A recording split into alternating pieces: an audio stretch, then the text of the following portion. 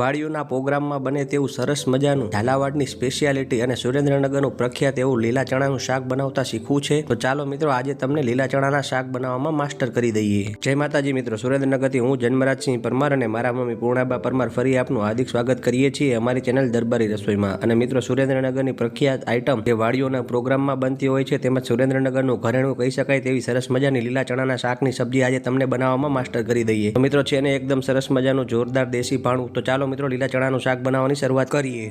તો મિત્રો, લીલા ચણાનું શાક બનાવવા માટે મેં સૌપ્રથમ અહીંયા દેશી લીલા ધાણા લઈ લીધા છે. ત્યારબાદ ઝીણા સમારેલા મરચાં લઈ લીધા છે. મિત્રો, અહીંયા મેં અંદાજે 2 થી 3 મરચાંને ઝીણા સમારેલા છે. ત્યારબાદ આ રીતે લીલી ડુંગળીને જે ઉપરના પાન છે તેનો ભાગ કાપીને લઈ લીધી છે. ત્યારબાદ આપણા શાકનો મેઇન વસ્તુ કહી શકાય તેવા લીલા ચણા અંદાજે 300 થી 350 ગ્રામ જેટલા ચણા લઈ લીધા છે. ત્યારબાદ લીલી ડુંગળીને આ રીતે ફાઇનલી ચોપ કરીને આપણે લઈ લીધી છે અને અંદાજે 2 થી 3 નંગ જેટલા દેશી ટમેટાને આપણે ચોપ કરીને લઈ લીધા છે. તો મિત્રો, હવે આ શાક બનાવવા માટે આપણે બેઝિક મસાલા જેવા કે અહીંયા મેં બાદશાહનો છોલે ચણા મસાલો લીધો છે. ત્યારબાદ હળદર પાવડર, ત્યારબાદ મીઠું, ત્યારબાદ કશ્મીરી લાલ મરચું પાવડર, ત્યારબાદ ધાણા જીરું પાવડર. તદુપરાંત આપણા શાકમાં થોડી સ્વીટનેસ આવે એ માટે ગોળ, તદુપરાંત લસણ, આદુ, લીંબુ તેમજ બીટ લીધું છે. આ ઉપરાંત મિત્રો, મેં અહીંયા રાઈ તેમજ જીરાને પણ લઈ લીધું છે. તદુપરાંત મિત્રો, મેં અહીંયા ગરમ મસાલો અને હિંગને પણ લઈ લીધી છે. તો કુલ મળીને આટલા મસાલાના ઉપયોગથી આપણે સરસ મજાનું શાક બનાવીશું. તો મિત્રો, ચાલો હવે શાક બનાવવાની શરૂઆત કરીએ. તો મિત્રો, આ શાક બનાવવા માટે સૌપ્રથમ મેં અહીંયા વઘાર કરવા માટે તેલ લઈ લીધું છે. મિત્રો, અંદાજે મેં અહીંયા 4 થી 5 ટેબલ સ્પૂન જેટલા તેલનો ઉપયોગ કરેલો છે. તમે તમારી જરૂરિયાત મુજબ તેલનો ઉપયોગ વધારે કે ઓછો કરી શકો છો, પરંતુ આ શાકમાં તેલનો ઉપયોગ ચડિયાતો કરવામાં આવે તો શાકનો ટેસ્ટ એકદમ સરસ મજાનો આવતો હોવાથી આપણે અહીંયા તેલનું પ્રમાણ થોડું વધારે રાખીશું.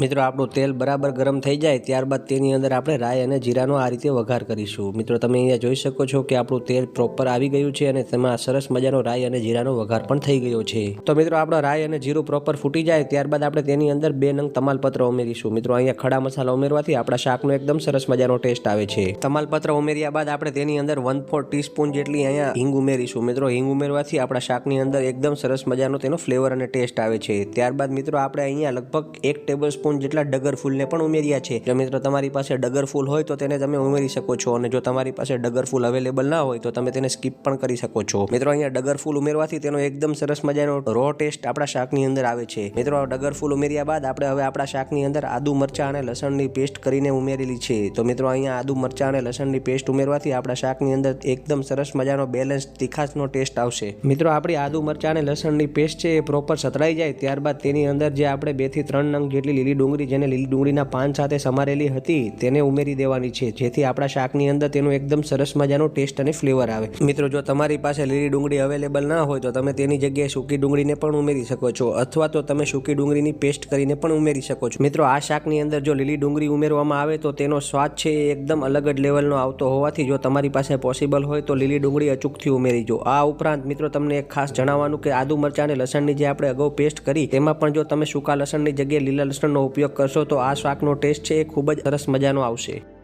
તો મિત્રો, હવે આપણી જે લીલી ડુંગળી છે સરસ રીતે પાકી જાય અને ચડી જાય એ માટે આપણે અહીંયા 1 ટેબલ સ્પૂન જેટલું મીઠું ઉમેરીશું અને તેને પણ સારી રીતે મિક્સ કરી લેશું. મિત્રો, અહીંયા મીઠાને એડવાન્સમાં ઉમેરવાથી આપણી ડુંગળી છે તે સોફ્ટ થઈ જશે અને સરસ રીતે પાકી જશે, માટે આ સ્ટેપ એ ખૂબ અગત્યનું સ્ટેપ છે. મિત્રો, સારી રીતે આપણે આ બધી જ વસ્તુ ચડી જાય ત્યારબાદ તેની અંદર અડધી નાની વાટકી જેટલો આપણે અહીંયા ગોળ ઉમેરીશું. મિત્રો, અહીંયા ગોળ છે એ આપણા શાકની અંદર તીખાશને બેલેન્સ કરશે અને તેની અંદર થોડી સ્વીટનેસ ઉમેરશે. મિત્રો, અહીંયા તમે ગોળની જગ્યાએ ખાંડનો પણ ઉપયોગ કરી શકો છો, પરંતુ હેલ્ધી ઓપ્શન તરીકે જો તમે ગોળને પ્રિફર કરશો તો તમારા શાકની અંદર તેનો એકદમ સરસ મજાનો ટેસ્ટ આવશે. મિત્રો, તમને જો અમારો આ વિડીયો પસંદ આવે તો વિડીયોને લાઇક, શેર અને વિડીયોમાં કોમેન્ટ કરવાનું ન ભૂલતા. તદુપરાંત મિત્રો, અમારી ચેનલ દરબારી રસોઈને અચૂકથી સબસ્ક્રાઇબ કરજો, જેથી તમને અમારી ચેનલ પર આવનારા આવા નવા અવનવી વાનગીઓના વિડીયોની માહિતી મળતી રહે. મિત્રો, આપણી બધી જ વસ્તુઓ સારી રીતે ચડી ગઈ છે, તો હવે આપણે તેની અંદર મસાલા કરીશું. સૌપ્રથમ મિત્રો, મેં અહીંયા અડધા ટેબલ સ્પૂન જેટલો ધાણા જીરું પાવડર ઉમેર્યો છે. મિત્રો, ધાણા જીરું પાવડર ઉમેરવાથી એકદમ તેનો સરસ મજાનો રો ટેસ્ટ આપણા શાકની અંદર આવશે. ત્યારબાદ મિત્રો, મેં અહીંયા 1 ટેબલ સ્પૂન જેટલો હળદર પાવડર ઉમેર્યો છે, તેને પણ આપણે આ બધી વસ્તુઓ સાથે સારી રીતે મિક્સ કરી લેશું. મિત્રો, આ શાકને તમે મેઇન તો 2 રીતથી બનાવી શકો છો. સૌપ્રથમ તમે ચણાને બાફીને ત્યારબાદ તેનો શાકમાં ઉપયોગ કરી શકો છો, અથવા તો તમે વઘારની અંદર ચણા ઉમેરીને તેને સારી રીતે પાકવા દઈને પણ શાક બનાવી શકો છો. વાડીઓના પ્રોગ્રામમાં મિત્રો, આ બંને રીતથી ચણાનું શાક બનાવવામાં આવે છે. તો મિત્રો, આપણે જે રીત નંબર 2 તમને કહી એ મુજબ આ ચણાનું શાક બનાવીશું. હવે મિત્રો, આપણી બધી જ વસ્તુઓ સારી રીતે મિક્સ થઈ ગઈ છે, તો તેની અંદર આપણે 1.5 ટેબલ સ્પૂન જેટલો અહીંયા કશ્મીરી લાલ મરચું પાવડર ઉમેરીશું. જો મિત્રો તમે તીખું ખાવાનું પસંદ પસંદ કરતા હોય તો તમે અહીંયા રેડ ચીલી પાવડરનો પણ ઉપયોગ કરી શકો છો.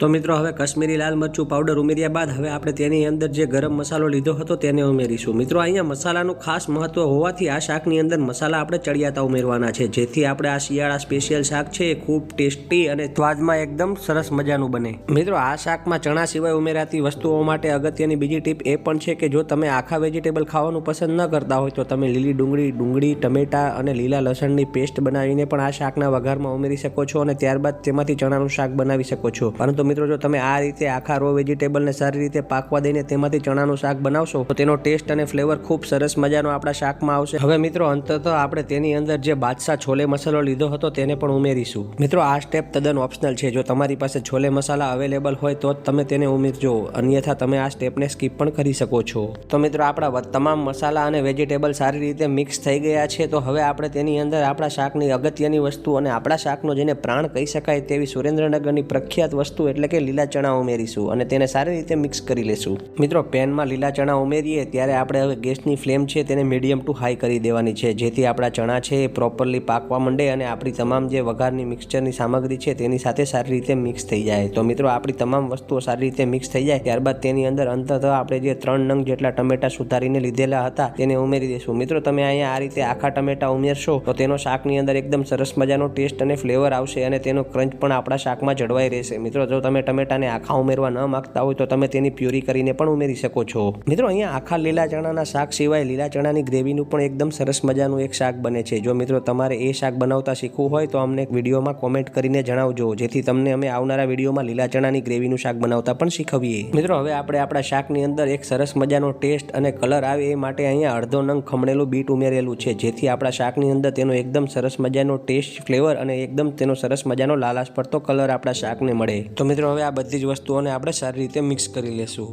તો મિત્રો આપણી બધી જ વસ્તુઓ સારી રીતે મિક્સ થઈ જાય ત્યારબાદ હવે આપણે વઘારની અંદર 1.5 થી પોણા 2 ગ્લાસ જેટલું પાણી ઉમેરવાનું છે. મિત્રો અહીંયા જ્યારે આપણે પાણી ઉમેરીએ છીએ ત્યારે ખાસ એ વાતનું ધ્યાન રાખવાનું છે કે આપણા ચણા છે એ સંપૂર્ણપણે પાણીથી કવર અપ થઈ જાય. મિત્રો અહીંયા આપણે પાણીનો ભાગ વધારે રાખવાનું કારણ એ છે કે આપણો વઘાર કોઈ પણ પ્રકારે બળે નહીં કે આપણું શાક ચોટે નહીં. તદ ઉપરાંત પાણીનો ઉપયોગથી આપણા શાકની અંદર સરસ મજાનો બોઇલ આવે અને આપણા તમામ વેજીટેબલ અને ચણા એ સારી રીતે બોઇલ થઈ જાય અને કમ્પ્લીટલી બફાઈ જાય, જેથી આપણે અહીંયા પાણીનો ઉપયોગ સવિશેષ કરવાનો છે. તો મિત્રો તમે અહીંયા જોઈ શકો છો આપણે આપણા ચણા છે સંપૂર્ણપણે પાણીથી કવર અપ થઈ ગયા છે તે પ્રકારનું અહીંયા પાણી ઉમેરેલું છે. હવે મિત્રો આ બધી જ વસ્તુઓને થોડીવાર માટે સારી રીતે હલાવીને ગેસની ફ્લેમ હાઈ કરીને હવે આપણે તેની ઉપર ઢાંકણ એટલે કે લીડ ઢાંકી દઈશું. તો મિત્રો અહીંયા આપણે ઢાંકણ ઢાંકીને અંદાજે 7 થી 8 મિનિટ સુધી આપણા ચણાને સારી રીતે બોઇલ થવા દેવાના છે. અને મિત્રો અંદાજે 7 થી 8 મિનિટ બાદ તમે અહીંયા જોઈ શકો છો કે આપણા પાણીનો ભાગ છે એ લગભગ હાફ જેટલો થઈ ગયો છે અને આપણા ચણા છે એ પ્રોપરલી પાકી ગયા છે અને તમે અહીંયા જોઈ શકો છો કે તેની અંદર એકદમ સરસ મજાનો બોઇલ પણ આવી ગયો છે. તો મિત્રો આ એક પરફેક્ટ ઇન્ડિકેશન છે કે આપણું શાક છે એ સરસ રીતે બનીને તૈયાર થઈ ગયું છે. અને તમે મિત્રો અહીંયા જોઈ શકો છો કે આપણા શાકની જે ગ્રેવી છે એની અંદર પણ થિકનેસ જોવા મળી રહી છે, જે દર્શાવે છે કે આપણું લીલા ચણાનું શાક છે બનીને તૈયાર થઈ ગયું છે. તો મિત્રો તમે અહીંયા જોઈ શકો છો કે આપણું ચણાનું શાક બનીને તૈયાર થઈ ગયું છે. તો હવે આપણે અંતતઃ તેની અંદર અંતિમ સ્ટેપ એટલે કે મેશરની મદદથી ચણાને મેશ કરવાનું કામ કરીશું.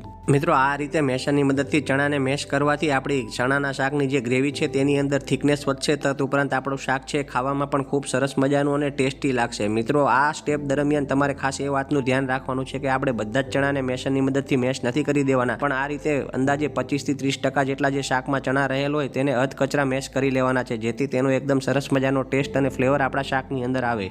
મિત્રો અહીંયા વાડીઓના પ્રોગ્રામમાં આ પ્રકારનું જ્યારે શાક બનાવવામાં આવે ત્યારે તેને બાજરીના રોટલા સાથે ચોળીને ખવાતું હોવાથી તેની ગ્રેવીની થિકનેસ કંઈક આ પ્રકારની લાગતી હોય છે. તો તમે મિત્રો જોઈ શકો છો આપણું પરફેક્ટ ગ્રેવીની થિકનેસવાળું લીલા ચણાનું કાઠિયાવાડી સ્પેશિયલ ઝાલાવાડી સ્ટાઇલ સુરેન્દ્રનગરનું પ્રખ્યાત લીલા ચણાનું શાક બનીને તૈયાર થઈ ગયું છે. તો હવે આપણે તેને ગેસ પરથી ઉતારીને તેને સર્વિંગ પ્લેટમાં લઈ લેશું. તો મિત્રો આપણા તૈયાર થયેલા શાકને હવે આપણે ધાણા વડે ગાર્નિશ કરીશું. તો મિત્રો બનીને તૈયાર છે આપણું એકદમ સરસ મજાનું સુરેન્દ્રનગરનું પ્રખ્યાત સ્પેશિયલ ઝાલાવાડી સ્ટાઇલ લીલા ચણાનું શાક. મિત્રો તમે અમારી આ રેસીપીને જોઈને તમારા ઘરે પણ અચૂકથી આ લીલા ચણાનું શાક બનાવજો અને અમને કોમેન્ટમાં જણાવજો કે કેવું બન્યું છે. તો મિત્રો જો તમને અમારો આ જ લીલા ચણાના શાકનો વિડીયો પસંદ આવ્યો હોય તો વિડીયોને વધુમાં વધુ લોકો સુધી શેર કરજો, ચેનલને સબસ્ક્રાઇબ કરજો અને વિડીયોને લાઇક કરજો. મિત્રો અમારો આ વિડીયો જોવા બદલ તમારો ખૂબ ખૂબ આભાર. Thank you.